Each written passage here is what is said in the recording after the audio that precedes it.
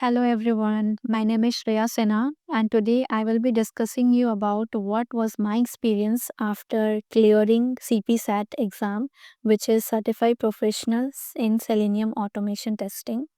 So why I decided to appear in this exam because I use one tool which is Worksoft Certify and it is codeless tool. It is mainly used for ERP testing and we also do web automation there.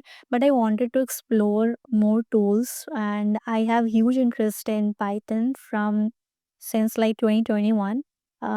Then I passed out from college. But after that, where I should, use this Python programming. So I just explored Selenium and I wanted to get certified professionally so that I can, uh, say to the recruiters that, yeah, I am certified in this particular course, in this particular tool. So that's why I have appeared in this exam and it was a really great experience.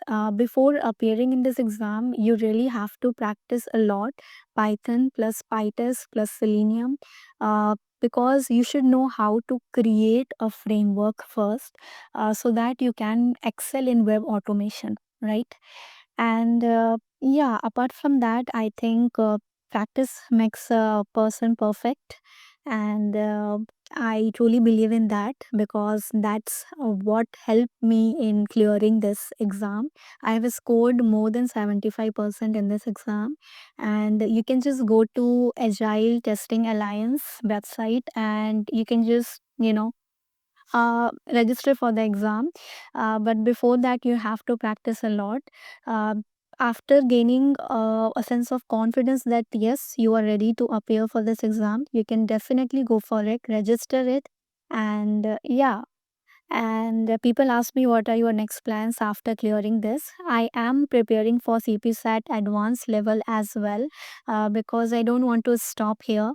Uh, I want to gain lot of practical knowledge so that that's why CPSAT advanced level will be good for me.